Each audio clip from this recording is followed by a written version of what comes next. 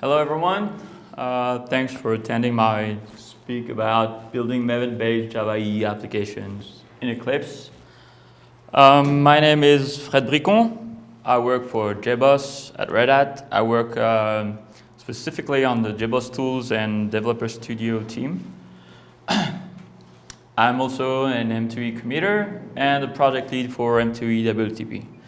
So today, our goals are to develop a modern web application from the Eclipse IDE, but we're going to see how to customize deployment, reuse existing web resources, switch between build configurations, optimize resources, and of course everything while keeping all the configuration in a unique build descriptor, that is your POM XML Maven descriptor. So, what we'll see in this talk, which is basically a huge demo, we're going to use Red Hat JBoss Developer Studio. This is actually an Eclipse distribution containing Eclipse WTP and several plugins, Maven plugins or JBoss technology-related plugins that are going to help us develop our application. We're going to deploy this app on a Tommy server. So Tommy is a certified Java EE 6 web profile application server. And this particular Tommy version we're using also has JAX RS embedded. The application we're going to deploy uses AngularJS and Bootstrap, which is pretty popular these days. And of course, we're going to base everything on Maven. Mostly, I'm going to show you things, interesting things, I hope, with M2E, what we can do with M2E and M2E WTP. So M2E is the Maven Integration for Eclipse plugin, which is basically a platform. It provides some nice POM editor, JDT integration, but also some extension points for other M2E connectors to integrate. And one of them is M2E WTP, which integrates everything Maven to your Eclipse WTP, distribution. And finally, we're going to take a look at M2E WRO4J. Which is an M2E extension that allows you to integrate the WRO4J plugin, which is a web resource optimizer. So we're going to integrate that into an Eclipse build. And now, enough slides, so let's get started. So I have imported my application in Eclipse. This is a Java web project. So this project is called To Do Java EE 6 web app. And I want to deploy it on my Tommy server. And the thing is, if you import your project just like that, Eclipse will configure the project to use a context root that is the name of the project. So that's To Do Java EE 6 web app. Now the first thing we're going to do is change that so that it's a bit simpler. So M2E WTP allows you to change the context root by simply setting either the final root, the final name of the project. So that could be To Do Java, To Do Java EE. Now, since I changed the configuration of my project, usually you would need to do Maven and update project. But now you can see that since the latest version of M2E, there's an Alt F5 shortcut. So I'm going to do that. And this shortcut is really, really handy if you're using M2E. This is going to save you a huge amount of time. So now I've changed the configuration of my project. And if I look at the context root, it's not working because this is a demo. If I save the file, it's probably going to be better. Now it works. So you can control the context root of your application like that. If you want, you can also override this at the Maven War plugin configuration level. This goes to the war name attribute. So let's say it's to do app. I save, Alt F5, okay. And now if I look, the context root is updated. And in some occasions, you might want to use a different context root specifically for Eclipse. So in that case, we have M2E WTP supports a specific property that's called M2E Eclipse WTP context root, and let's say it's to do. If I save, update the configuration, now my context root is changed. So let's deploy the app on my Tommy server. I'm going to drag and drop it. So it uses the to-do context root.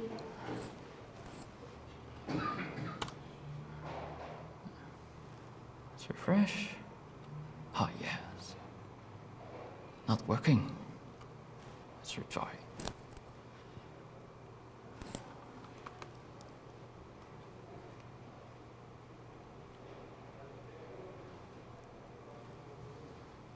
Yes, doing something.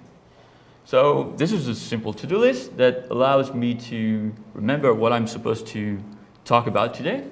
So we saw how to change a context root.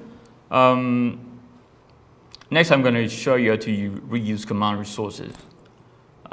So basically, let's pretend I'm working in an organization where I do not control the look and feel, the branding, the logos, colors, everything in my app, but this is supposed to be unique in my organization. So I'm going to, instead of copying all the themes, the CSS style sheets, everything to my web app, I'm going to reuse one that's been created for me.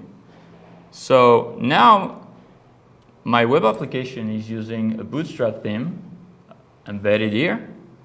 So let's remove it here. Oh, you see, it reloads automatically. And why is that? Because I'm using here a live reload plugin on my browser, and JBoss Developer Studio comes with a live reload server that allows me to change my resource files directly without having to reload my browser manually. This is really helpful. So I removed the CSS files, and I'm going to reuse the one my company provides.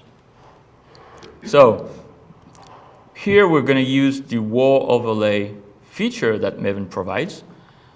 The thing is, we are going to add a dependency on the war project here.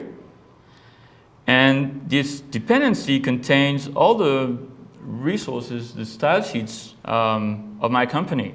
So if I add the dependency, save the file, it's doing something. Yes. So what happened here?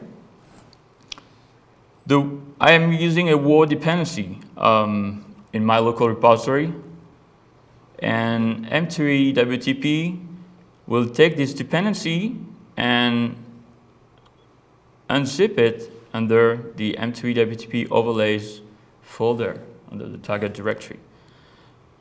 So you can see, well, everything is here, the bootstrap,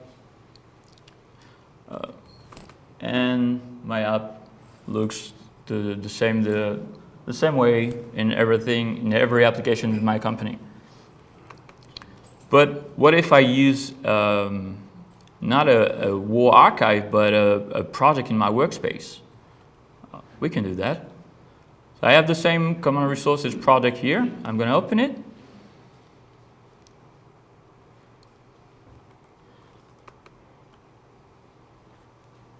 Refresh. And it's magic. So the project dependencies will take precedence over the WAR archives I depend upon. And the cool thing is, here my project dependency, the common resource, if I change its configuration, so it's using a United theme here. I'm going to use Slate.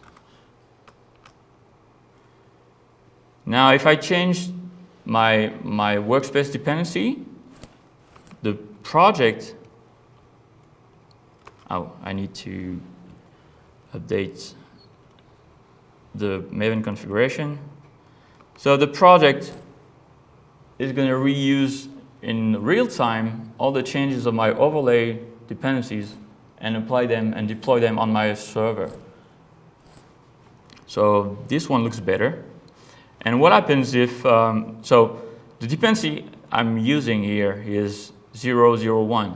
If I change it, for instance,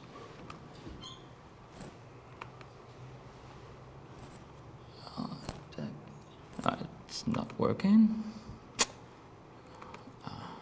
Did I duck?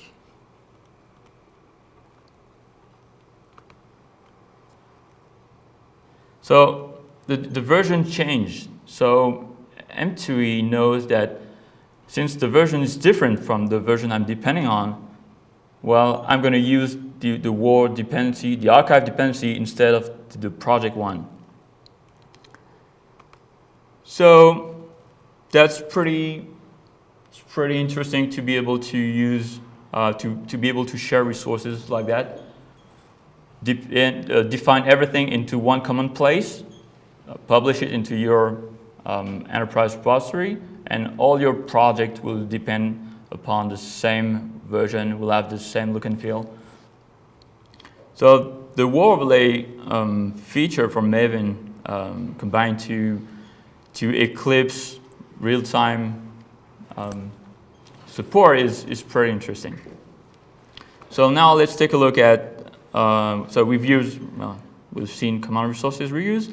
Now let's take a look at web resource filtering. So this is another feature from Maven that we can show here. So the idea is to take I'm going to take the index file. So the idea is to use our web resources as templates and use Maven as a templating engine, and we're going to inject properties into our template and templates. So if I want to display the project version here, I'm going to add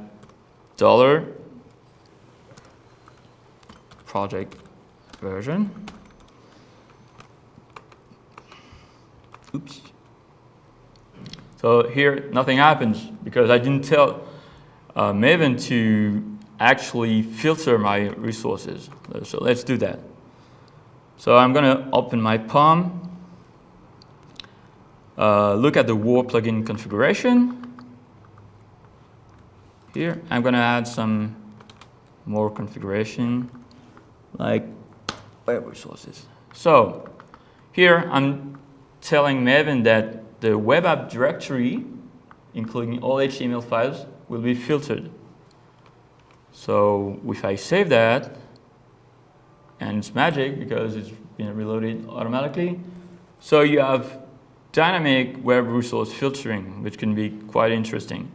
And it's going to be interesting with the next feature I'm going to show, which is the Maven profile and stuff. Oops.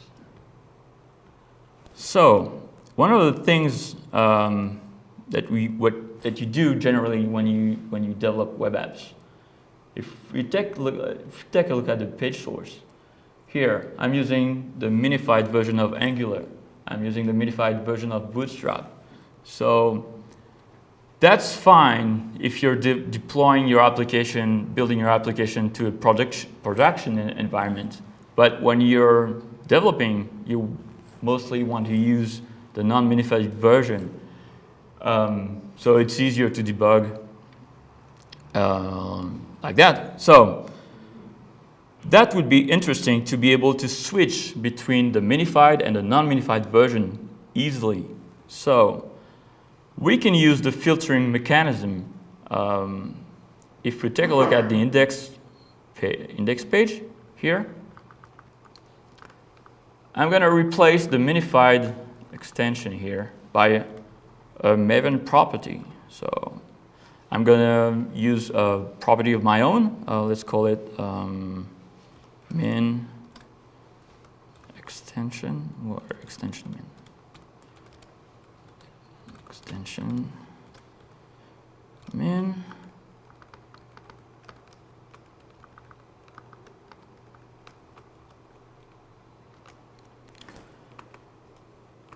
Now that should break everything because, well, this property has not been defined. So let's do it. So go back to the POM XML file. And here we're going to add some profiles. So I have profiles template here. So I've added two profiles. One is for development. Development uses resource extension, so it's not the same value. So development does not use minified version, and production uses minified. So let's use the correct extension here.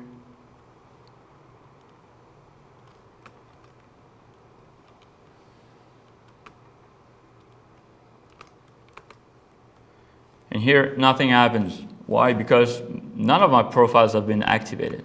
So one of the cool features in JBoss Developer Studio or JBoss tools is the profile selector. Usually, if you use a stock Maven distribution, M2E distribution, you're going to go to the properties of your project, Maven, and here you're going to set the profile. I'm not going to do that. I'm going to use a shortcut here. Control-Alt-P.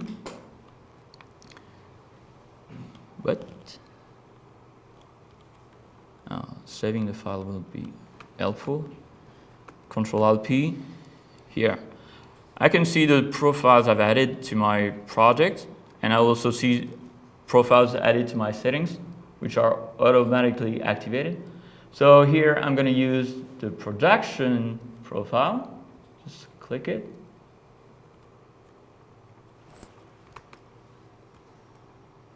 And hope for the best. Here, it works. And if I use the other profile,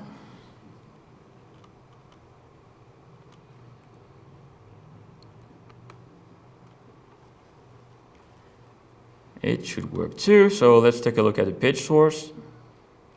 So no.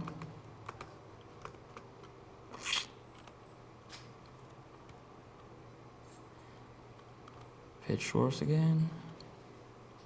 Yes, so my minified extension disappeared. So now I can look at the Angular code and debug and do some cool stuff. So that's fine. We can switch between different modes. But as you saw, maybe, I'm not only using Angular file, I'm also using other ones. So wouldn't it be nice to be able to minify my own controller.js file? This is the AngularJS application here. Well, we're going to try to do that, and In order to do that, I'm going to use the Maven W4J plugin. So this web resource optimizer allows me to concatenate, minify, obfuscate JavaScript, or CSS, or use less processors. I just need to add it as a plugin to my, let's say, production environment profile. So here I'm going to use build node, and I got so let's add plugins, and there's a template for the WR4J plugin here.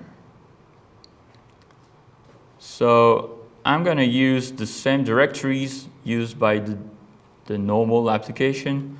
So the resources, the JavaScript resources go to a JS folder. Let me check that. JS folder, and the resources go to CSS.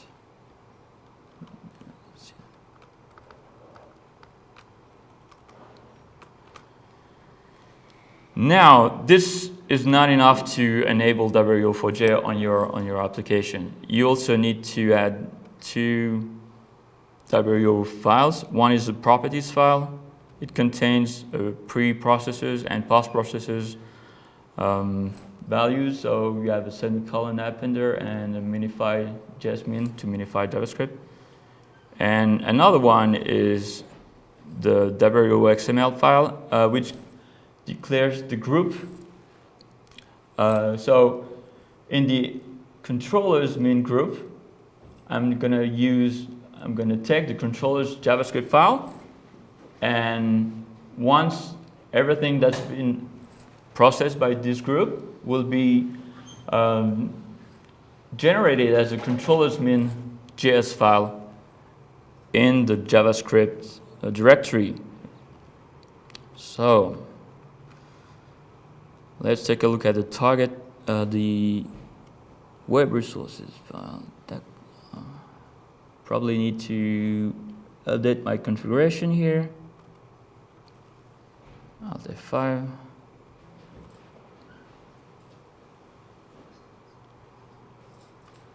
It's not happening. What profile I'm using?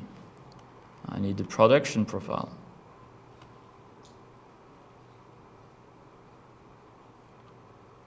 Now I see controllers.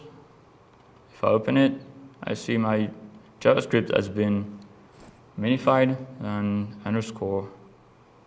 _2, and style sheet has been minified too. So I can go back to my POM XML, index XML, and use the same extension everywhere.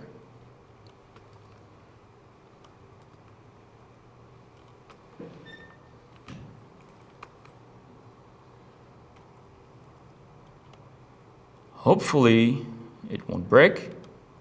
Let's take a look at the page source, and didn't break, but everything uses now the minified version. And the cool thing is you can still work on your JavaScript file, the original one, and it's going to be, every change I do will be minified instantly. So if I open the controllers file, not this one.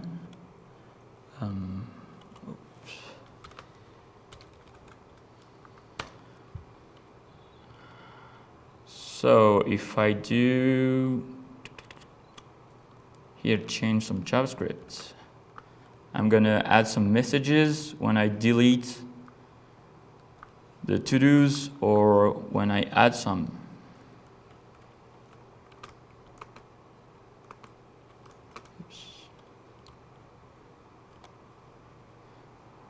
So let's do.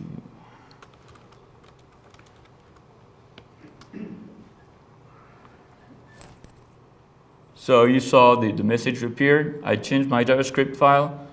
The JavaScript file was minified instantly and deployed instantly on my server. And thanks to live reload, I've got everything working out of the box.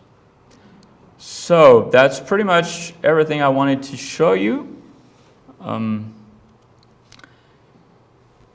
I'm gonna now go through the questions, if you have any. There's the links of resources you can search for if you're interested in what you saw. So now I'm open to questions. I was wondering why this useful select profiles dialog is not part of core M2E. This is a good question. Initially, we created this feature in JBoss tools. So the question is, why is the profile selector is not part of M2E core? So initially, we created this feature as part of JBoss tools because we have a different lifecycle, release lifecycle, and we wanted to try it before putting in a core. So that's what we did, and now the question is open. Can we contribute that back to M2E core? I think we can. We can probably ask Max if he agrees to. Yes.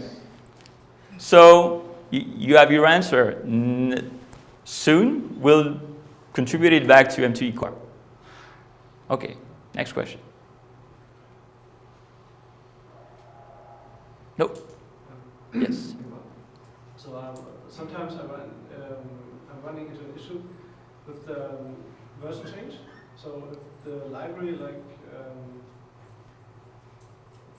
if you depend on a library and it's got a new version and it needs to be reloaded, and sometimes M2E or WTP tells me that it can't find it, even if it's already installed in the local Maven repository. So, does it exist only in your local repository? It exists in the local and in the Nexus, and Maven command line can find it, but M2E or M2E WTP, I don't know which one to blame. Actually. Well, if it's an error in your POM, it's mostly. It's no POM error. The POM is fine. Okay.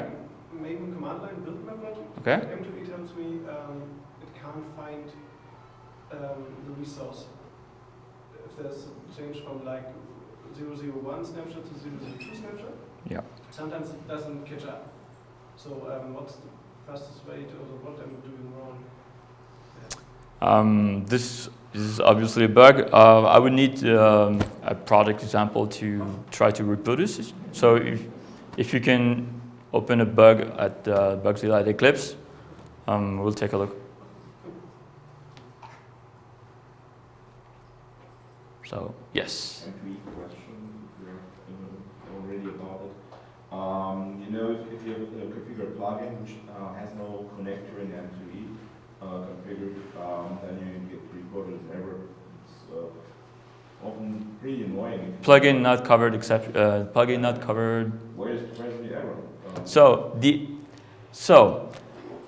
the thing is, we have on one side we have Maven, which is a build tool which runs in one go, and on the other side we have Eclipse, which is an incremental builder. So now, when you save a file, the incremental builder kicks in. And how do we know that your plugin is safe to be invoked on incremental builds? Does it take time? Does it support incremental builds? We don't know. So by default, M2E considers all plugins are unsafe. So by default, if any plugin is not vetted, either by the plugin containing a lifecycle mapping file inside, or having an Eclipse plugin, an integration plugin, telling it's fine to invoke it, or in your POM XML, telling you need to have a lifecycle mapping configuration. If you don't have any of those, M2E will tell you, I don't know what to do with it. I don't know if it's safe to invoke it, so for me it's an error. Why isn't it just a warning? Yes. That's a good question. But can we add that in so you can? Not yet. No? No, not yet. Oh, yeah. So yeah, it's a warning. We could discuss that with the project leader, which has some strong opinions about it. The problem is that some clients feel that they got too many complaints that Eclipse wasn't doing the same thing as the POM file. So they made that when that they can detect it, that there'll be a difference, and therefore they put more error. If you go to NetBeans and tell you, hey, it is ignored, so therefore you don't see it, and therefore you put it in here until you find out one late night that, oh, there was a difference. But I completely agree that it should be possible to say, yes, sir, I know I'm doing something bad here, just shut up. But yeah, and I So, get into those there is a workspace-wide lifecycle mapping configuration you can use if you know about it. So you can, if you're in a company where you have some specific plugins you want M2E to shut up about it. Can you show it? Yes. But you have to set it up for your workspace, right? Yes, you can. Well, Team, everyone. no. Well, you can set it up for your workspace, but you can change the location of the file. So you can take this file, put it in the root of your, some parent project, and tell M2E to use this file, so you can share it among your team. So it's This was in Kepler, all this stuff, right? what? All this control was added in Kepler, right? Yes, by Andrew. So we hated it too. We couldn't get allowed to reduce the default from error to warning. But I had someone to discuss it now.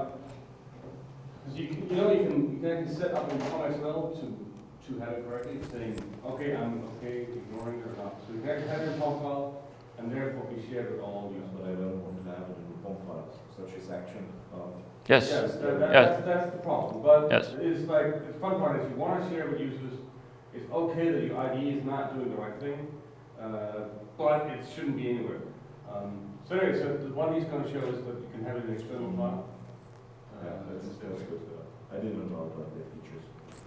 So you can open it, you can browse to select the location. Yeah, okay. You still It have makes to set your that- life easier. You still have to set that for the workspace, but you can have the definition. You can. Why don't we actually have that thing there? Why couldn't we have a property in M2E that says use like that file there? Have that as a DAV, Maven artifact that you can refer to from your projects. It's just an idea. Yes. It's probably possible. Then you POM file will just be one line saying, use this DAV for your configuration and go away. Open an enhancement request. We'll think about it. You do. Okay. I think we're. But this one is a big change. It's a big improvement. I think we need to wrap it up. So thank you for attending. If you have any more questions? Any more questions? Catch me in the hallway.